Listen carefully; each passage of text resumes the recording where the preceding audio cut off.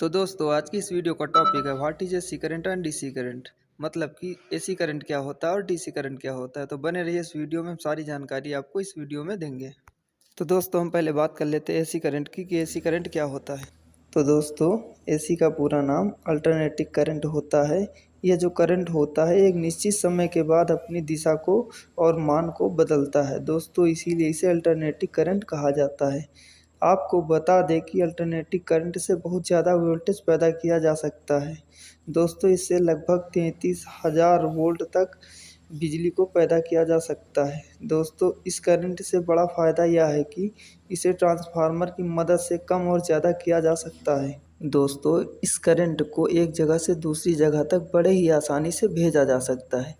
फिर दोस्तों चाहे दूरी कितनी भी क्यों ना हो, कईयों किलोमीटर दूर तक की भी दूरी हो, इसको बड़े ही आसानी से भेजा जा सकता है क्योंकि ट्रांसफार्मर की मदद से इसे कम या ज़्यादा किया जा सकता है। इसीलिए पहले इसके वोल्टेज को बढ़ाया जाता है, फिर जहाँ पर भी भेजना होता है वहाँ पर भेजकर इसकी वोल्टेज को ज़रूरत के हिसाब से कम कर दिया जाता है। तो एसी करंट को भेजने के लिए थोड़ी सी लंबी प्रक्रिया होती है, पर इसे बहुत ही आसानी से और बिना किसी हानि के एक स्थान से दूसरे स्थान तक भेजा जा सकता है। तो आइए दोस्तों बढ़ते हैं वीडियो में और देखते हैं इसको भेजने की पूरी प्रक्रिया को कि कैसे पावर प्लांटों से हमारे घरों तक बिजली को भेजा जाता है। सबसे पहले पावर प्लांटों से बिजली को उत्पन्न किया जाता है जो कि 12 केवी के आसपास होती है, जैसा कि आप देख पा रहे हैं। फिर इसे स्टेप अप ट्रांसफार्मर की सहायता से इसके वोल्टेज को 400 केवी तक बढ़ा दिया जाता है।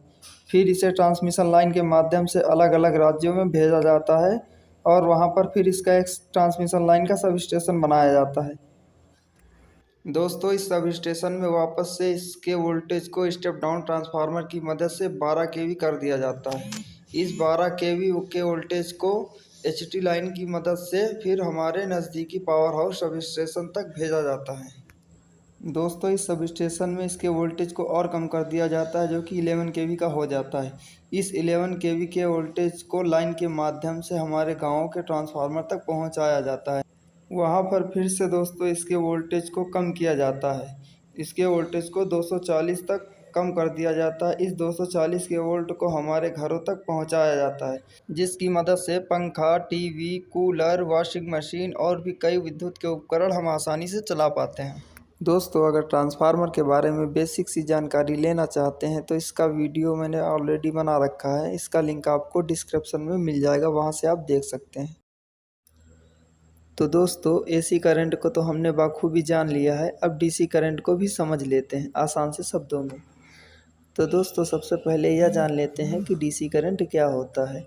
तो दोस्तों डीसी करंट का पूरा नाम डायरेक्ट करंट होता है। यह वह करंट होता है जो दिशा और मान नहीं बदलता दोस्तों। मैंने एसी में बताया था ना, यह दिशा और मान बदलता रहता है, लेकिन डीसी करंट इसका अपोजिट होता है, यह दिशा और मान नहीं बदलता दोस्तों। जो हमारा डीसी यानी डायरेक्ट करंट जो होता है उसका उत्पादन हम केवल 650 वोल्ट तक ही कर सकते हैं, जबकि हमारा जो एसी यानी अल्टरनेटेड करंट होता है उसका उत्पादन हम 33,000 वोल्ट तक कर सकते हैं।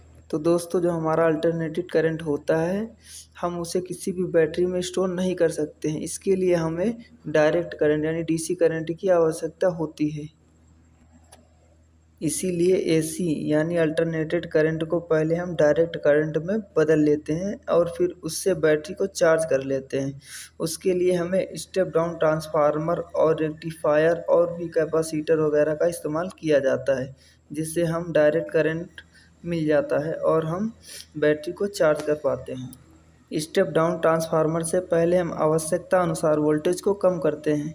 जैसे दोस्तों हमें 12 वोल्ट की बैटरी को चार्ज करना है तो हमें सबसे पहले स्टेप डाउन ट्रांसफार्मर से 14 से 18 वोल्ट की सप्लाई चाहिए, जिसे हम रेक्टिफायर की मदद से डीसी सप्लाई में बदलते हैं, फिर बैटरी को चार्ज करते हैं। लेकिन दोस्तों हम अल्टरनेटिव करंट को डायरेक्ट करंट में बदलकर इससे सिर्फ बैटरी को ही नहीं चार्ज कर सकते हैं, बल्कि इसके अलावा हम ऐसे बहुत से उपकरण हैं जो अल्टरनेटिव करंट से चलाते हैं जो डायरेक्ट करंट पर चलते हैं, जैसे कि रेडियो, टेलीविज़न इत्यादि। तो दोस्तों बैटरी को चार्ज करने के लिए हम डायरेक्ट करंट को अल्टरनेटिव करंट में तो बदल लेते हैं, लेकिन कई जगह हमें वापस से डायरेक्ट करंट को अल्टरनेटिव करंट में बदलना पड़ता है। इसका सटीक उदाहरण है इन्वर्टर। दोस्तों इन्वर्टर का उपयोग तो आज हर घर में किया जा रहा है। इसकी मदद से हम डायरेक्ट करंट को अल्टरनेटिंग करंट में बदल लेते हैं। अल्टरनेटिंग करंट पर चलने वाले सभी उपकरणों को हम इन्वर्टर पर चला सकते हैं। दोस्तों आज के लिए बस इतना ही। वीडियो अगर पसंद आया हो तो लाइक कमेंट सब्सक्राइब ज़रूर करें।